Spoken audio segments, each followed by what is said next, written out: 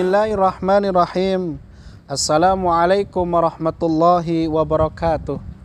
Alhamdulillah, Alhamdulillah, segala puji bagi Allah yang telah memberikan suatu kenikmatan kepada kita semuanya. Di antara nikmat yang Allah berikan kepada kita semuanya, Allah ciptakan langit dan bumi. Allah pula menciptakan yaitu berpasang-pasangan, yaitu laki-laki dan perempuan. Tentunya semua itu mempunyai hikmah dan manfaat yang luar biasa yang dirasakan oleh manusia. Maka di antaranya awal penciptaan manusia yaitu Nabi Adam alaihissalam. Allah sediakan berbagai macam kenikmatan di dalam surga. Apapun yang ia inginkan ada, namun satu yang ia di dalam hatinya kesepian, yang selalu gundah gulana, yaitu Allah tidak memberikan pasangan. Maka dengan demikian Allah pun tahu Nabi Adam alaihissalam yaitu kurang, yaitu yang bisa yaitu menemaninya, yaitu ternyata Siti Hawa. Dan disitulah Allah menciptakan Nabi Adam kemudian Siti Hawa. Sahabat teman dekat hijrah yang dimuliakan oleh Allah Subhanahu wa taala. Maka dari itu, insya Allah pada pembahasan hari ini kita akan membahas, akan menguraikan yaitu qat'ur rahim, bahayanya yaitu orang-orang yang memutus tali persaudaraan, yaitu dosa besar yang ke-9. Maha suci Allah dengan segala kasih sayangnya, tentunya ketika seseorang itu memutus tali silaturahim, maka termasuk daripada dosa-dosa besar. Teman dekat hijrah yang dimuliakan oleh Allah, bukankah kita ini ingin diluaskan rizkinya, ingin dipanjangkan umur kita? Maka tentunya kata Rasulullah Sallallahu Alaihi Wasallam, sambunglah silaturahim. Ketika kita menyambung silaturahim dengan teman kita, dengan sahabat kita, tanpa kita melihat status, tanpa kita melihat apakah dia itu orang kaya, apakah dia itu orang yang tidak mampu, kita tidak melihat semua itu.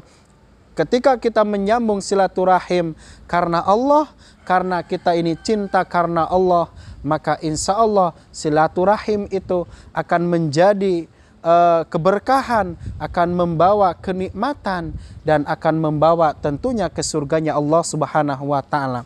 Namun sebaliknya, bila seseorang itu sudah memutus tali persaudaraan, maka tentu Allah Subhanahu wa taala ada 3 seseorang itu yang akan ia dapatkan.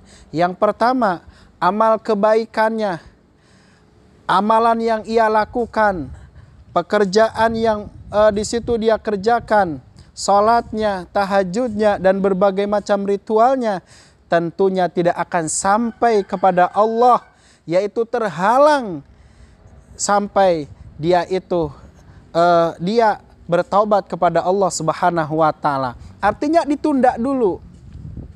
Ditunda dulu amalannya itu, Allah akan menunda dulu, yaitu di langit dan bumi.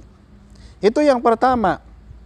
Ternyata teman dekat hijrah yang dimuliakan Allah, yang kedua, bahwa rahmat Allah itu akan terputus bila seseorang itu dia memutuskan tali persaudaraan, kecuali dia itu menyambung kembali, maka rahmat Allah akan dia berikan. Namun sebaliknya, kalau dia memutus dan tidak menyambung tali silaturahim, maka tidak akan mendapatkan rahmat Allah Subhanahu wa taala. Kemudian yang ketiga, bahwasanya Allah Subhanahu wa taala, Allah tidak akan memberikan rahmat pada orang tersebut.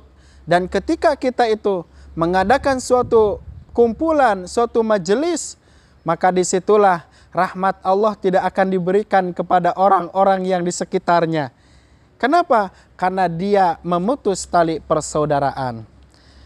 Maka sahabatku, saudaraku, tentunya mari kita semuanya menjaga tali persaudaraan kita. Bagaimanapun keadaan kita semuanya, mungkin kita punya persoalan dengan teman kita, perselisihan, mungkin dengan berbagai macam di situ yang merusak tali persaudaraan, mari kita semuanya kita bertakwa kepada Allah. Kita ingat bahwa Allah Subhanahu wa taala memberikan rahmat kepada orang-orang yang tidak memutus tali silaturahim. Ini ada sebuah kisah yang menarik yang ini dikarang oleh Imam Ad-Dahabi dalam sebuah kitabnya Al-Kabair, yaitu dosa-dosa besar. Di suatu ketika ada seorang laki-laki, dia itu bermajelis dengan Ibnu Abbas, bermajelis dengan Ibnu Abbas. Cuma laki-laki tersebut itu dia duduk, kemudian Ibnu Abbas berhenti sejenak. Dan ternyata orang sekitarnya itu terheran, kok sang guru kita ini tiba-tiba mendadak diam karena kedatangan seorang laki-laki tersebut. Maka teman dekat hijrah yang dimuliakan oleh Allah, kemudian setelah dia diam sejenak, yaitu Ibnu Abbas itu, tiba-tiba dia berkata, saya sesak dada saya dan Allah menahan rahmat kepada kita semuanya. Maka orang tersebut dia karena merasa bahwa dirinya lah yang dia itu memutus sekian tahun kepada saudaranya, memutus tali hubungan silaturahim. Maka semenjak itu dia pergi dan kemudian menemui bibinya. Ternyata dia itu memutus silaturahim kepada bibinya. Sekian tahun dia memutus dengan persoalan yang mungkin dia itu dalam kehidupan sehari-harinya, dalam muamalah. Setelah itu bibinya, seorang laki-laki itu, dia bercerita, saya hendak kemari karena ketika saya mendatangi majelisnya Ibnu Abbas, tiba-tiba diam sejenak. Maka apa yang dikatakan oleh bibinya yang laki-laki tersebut? Karena kemungkinan besar apa yang menjadikan terhenti sejenak Ibnu Abbas itu dikarenakan mungkin engkau memutuskan tali persaudaraan. Maka teman dekat hijrah yang dimuliakan oleh Allah Subhanahu wa taala, dengan singkat cerita, bibinya itu memaafkan, kemudian dia kembali kepada Rasulullah, kembali kepada Ibnu Abbas, yaitu kemudian bermajelis. Kemudian setelah Ibnu Abbas itu menyampaikan ilmunya, laki-laki tersebut kemudian dia bertanya, wahai Ibnu Abbas, apa yang engkau katakan tadi dan kau diam sejenak bahwasanya sayalah yang memutus tali silaturahim kepada bibi saya. Namun alhamdulillah pada hari ini saya minta maaf dan bibi saya pun juga memaafkan atas kesalahan saya dan kemudian saya sambung kembali silaturahim itu. Ini menunjukkan bahwa ketika seseorang itu sudah memutuskan tali persaudaraan dikarenakan mungkin dengan pergaulan kita, dengan ucapan kita, maka teman dekat hijrah yang dimuliakan Allah, mari kita menahan diri, mari kita ini berusaha bersikap dewasa, mari kita tingkatkan ketakwaan kita kepada Allah Subhanahu wa taala. Selama itu tidak menghina Nabi, selama itu tidak mencela agama Islam, maka harus kita sambung. Maka kita harus takut dengan Allah Subhanahu wa taala. Maka setelah itu Ibnu Abbas pun kemudian dadanya itu tidak sesak kembali. Maka kita sebagai pemuda mungkin yang pada masih usia yang relatif muda, yang belum tua, maka kita belajar dengan pergaulan dengan sesama teman kita, dengan singgungan, mungkin dengan ucapan. Yuk kita semuanya, kita tahan, kita semuanya kendalikan amarah itu. Sesaat kita boleh marah, tapi setelah itu jangan sampai kita ini memutus tali persaudaraan. Kenapa demikian? Karena Kata Allah Subhanahu wa taala, barang siapa yang memutus tali persaudaraan dengan sesama kaum muslimin, apalagi kita ini mengadakan suatu kebaikan, yaitu kita bermajelis taklim, teman kita mungkin punya salah dengan kesalahan yang berbagai macam, yuk kita semuanya belajar untuk memaafkan dan kita tidak memutuskan tali silaturahim.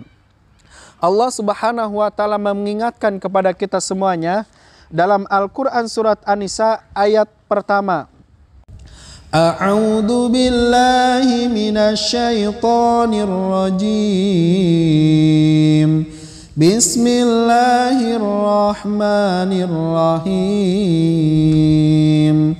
Wattaqullaha alladzi tasaaluna bihi wal arham.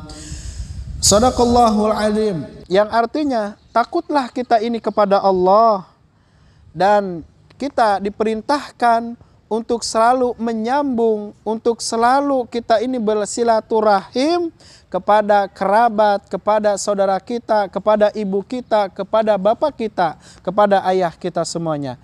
Maka teman-teman sahabatku yang dimuliakan oleh Allah Subhanahu wa taala, maka dalam hadis Rasulullah sallallahu alaihi wasallam, barang siapa yang beriman kepada Allah, beriman kepada Rasulnya, beriman kepada hari akhir, maka sambunglah silaturahim, karena ini menunjukkan ini adalah salah satu kita ini, tanda kita ini orang-orang beriman.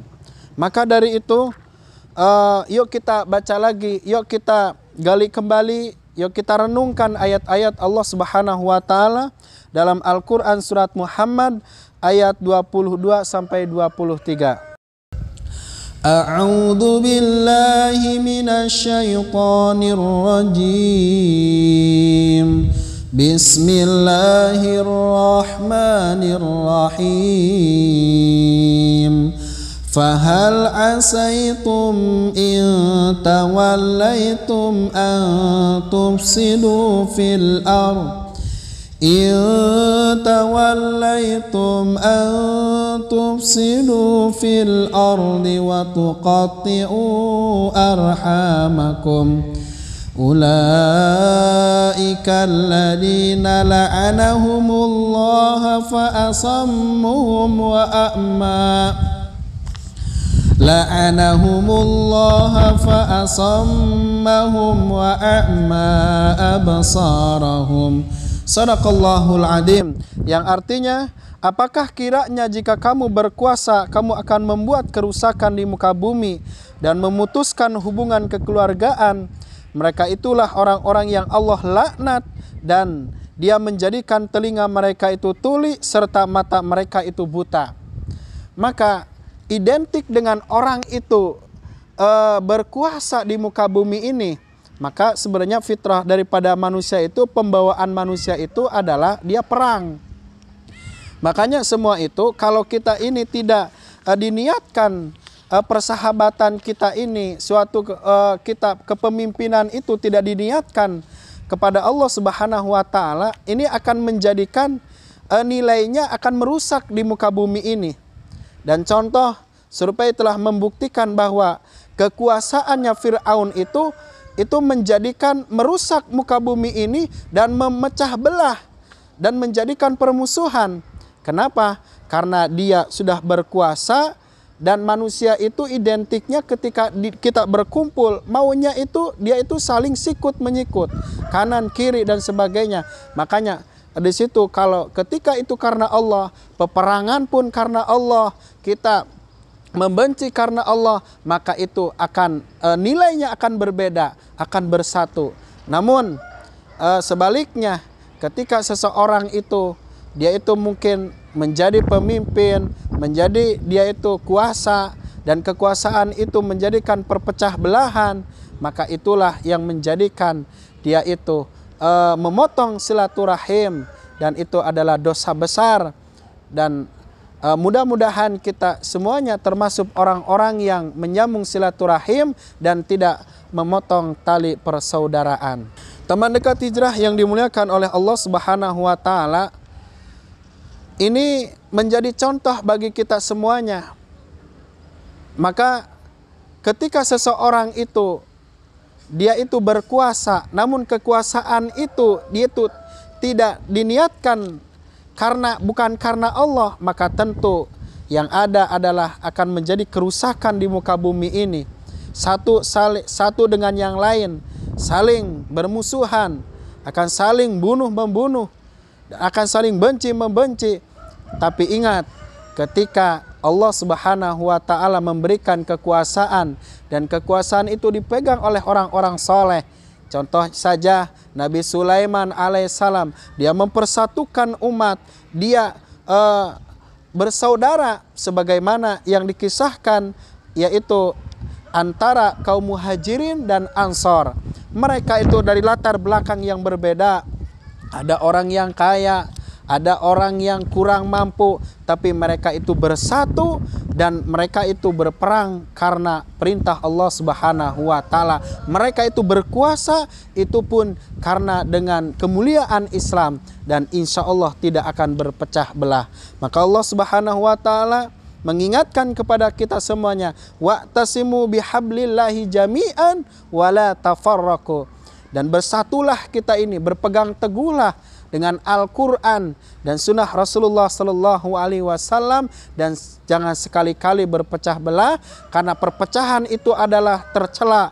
Sedangkan berjamaah, bersatu, kita mengadakan suatu kelompok ataupun komunitas yang kecil mungkin, dan kita ini niatnya karena Allah. Mari teman-teman, kita berkumpulnya kita di sini, kita berdakwah, kita berjuang, kita karena Allah. Adapun perselisihan mungkin di antara kita semuanya, di antara saya dan teman-teman, jangan sampai menjadikan itu memutus tali persaudaraan. Ingat yang disabdakan oleh Rasulullah Sallallahu Alaihi Wasallam, man ahabba lillah wa abghada lillah wa mana'a lillah faqad istakmalal iman. Barang siapa yang marahnya karena Allah, bencinya karena Allah, kemudian memberi karena Allah, faqad istakmalal iman, maka telah sempurna keimanan kita. Maka banyak sekali kalau kita mengambil hadis-hadis para nabi yang ini ancaman bagi orang-orang yang memutus silaturahim. Mari kita ini belajar menjadi orang-orang yang memaafkan atas kesalahan. Emang mudah kita ini ucapkan, teman, tapi kita untuk realisasinya, prakteknya sulit. Tapi kita ayo belajar. Kesalahan apapun teman kita, yuk kita maafkan. Jangan kita termasuk orang-orang yang memutus tali persaudaraan. Kita berteman bukan karena status, tapi karena iman kepada Allah. Kita mudah-mudahan kita bisa berkumpul, kita kumpul di dunia karena Allah, dan kita akan menggapai surganya, kumpul nanti di surga Allah Subhanahu wa Ta'ala. Makanya dalam hadis Rasulullah Sallallahu Alaihi Wasallam, barang siapa yang memutuskan baik itu sebuah keluarga, persahabatan, karena dia itu miskin, karena dia itu mungkin statusnya beda dengan kita, kemudian kita bersikap sombong, bersikap acuh, bersikap berbagai macam celaan kepada kerabat kita, sahabat kita, maka ingat, surga itu terhalang baginya kecuali dia bertaubat kepada Allah Subhanahu wa Ta'ala. Maka jadilah kita ini orang-orang yang selalu menyambung silaturahim. Kata ulama, walaupun kita ini mungkin hidup kita sederhana, kita tidak memberikan dengan apapun, mungkin bisa dengan titip salam. Ini cara menyambung silaturahim. Titip salam kepada teman kita, menanyakan kabarnya. Insya Allah itu menjadi penyejuk hati, menjadikan kita ini bersatu, dan kita mudah-mudahan termasuk orang-orang yang selalu menyambung silaturahim, dan kita menghindari orang-orang yang memutuskan tali silaturahim. Mudah-mudahan kita semuanya termasuk orang-orang yang selalu menjaga silaturahim. Karena ingat, menjaga silaturahim itu Allah akan memberikan ketentraman dalam hati kita, akan mempersatukan sahabat-sahabat kita, akan mempersatukan umat Islam. Jangan kita menjadi orang pendendam, walaupun bagaimanapun kita sakit, tapi tetaplah kita menjaga silaturahim, insya Allah. Mudah-mudahan bermanfaat.